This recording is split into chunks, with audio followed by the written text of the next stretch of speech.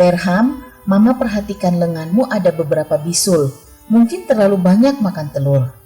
Dan memang renungan firman Tuhan hari ini tentang orang Filistin yang terkena penyakit borok atau bisul-bisul. Oh, benar. Disebabkan kehadiran tabut Tuhan di kota Asdod, teman-teman, hari ini diajak untuk semakin mengagumi dan menghormati Allah. Karena hanya Dia yang patut disembah. Mari kita terus ikuti bagaimana Tuhan bekerja dalam anugerah. Ayo duduk yang manis. Halo anak-anak, firman Tuhan pada hari ini akan kita baca bersama-sama dari kitab 1 Samuel pasal yang ke-6 ayat 5a. Jadi buatlah gambar borok-borokmu dan gambar tikus yang merusak tanahmu dan sampaikanlah hormatmu kepada Allah Israel. Anak-anak, mari kita berdoa sebelum kita merenungkan firman Tuhan pada hari ini. Mari kita berdoa.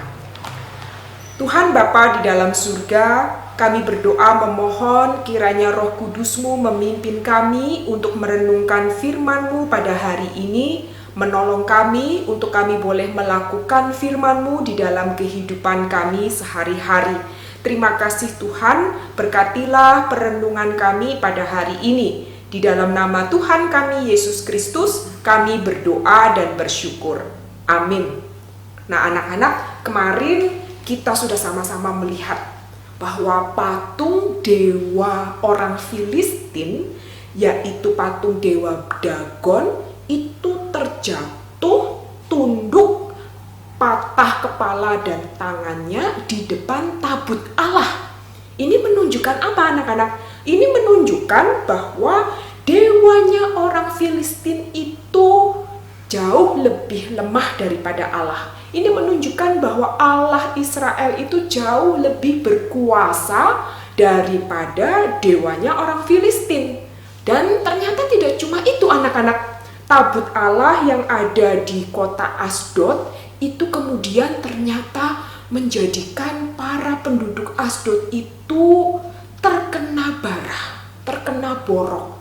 Dan tidak hanya itu, ladang mereka juga kemudian rusak karena tikus-tikus.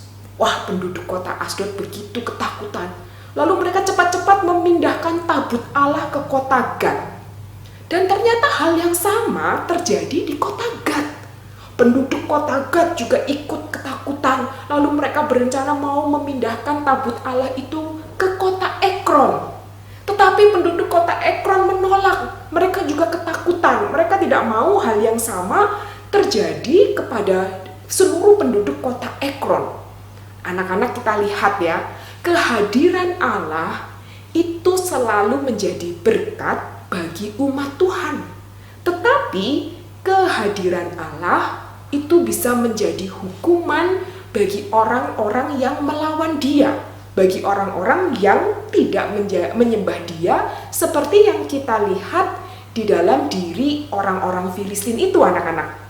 Maka orang Filistin kemudian merencanakan untuk mengembalikan tabut Allah kepada bangsa Israel. Tapi bagaimana caranya? Raja-raja Filistin kemudian bertanya kepada tukang-tukang tenung mereka. Nah, tukang tenung mereka kemudian memberikan saran.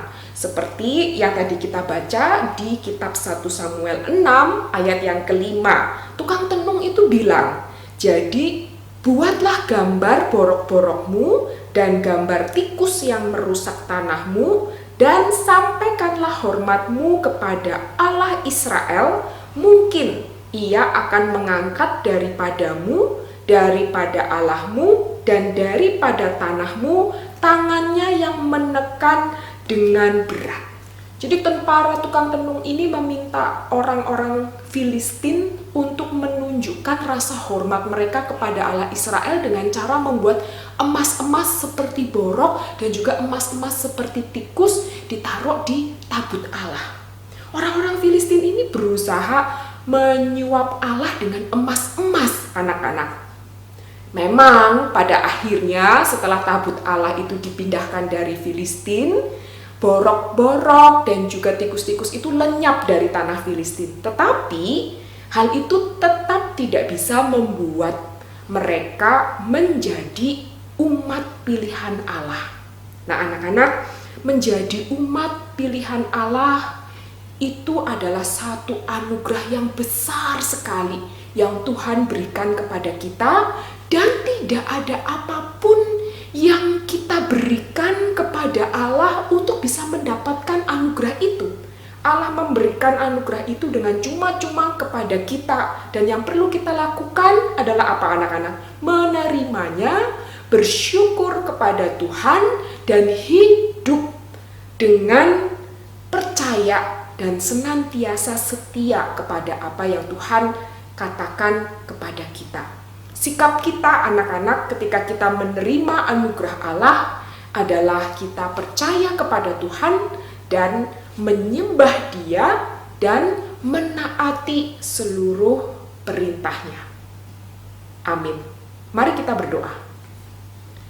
Tuhan Bapa di dalam surga, kami sungguh bersyukur karena kami mendapatkan anugerah yang Tuhan berikan kepada kami. Kami bersyukur karena Engkau menjadikan kami sebagai anak-anak-Mu. Tolonglah kami ya Tuhan, agar kami boleh hidup dengan sungguh-sungguh di hadapan Tuhan, menunjukkan bahwa kami adalah anak-anak Tuhan, menjadi saksi bagi Tuhan. Terima kasih Bapa, di dalam nama Tuhan kami Yesus Kristus, kami berdoa dan bersyukur. Amin.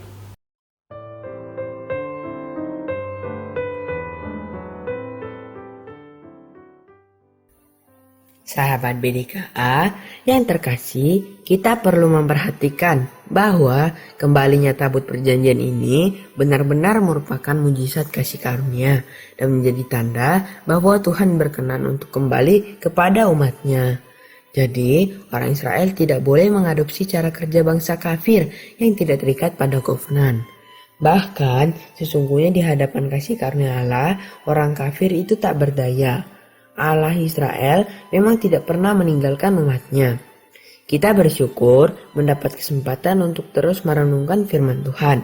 Dan buat besok, sampai pada 1 Samuel pasal 6 ayat 13 sampai pasal 7 ayat 1. Terpujilah Tuhan.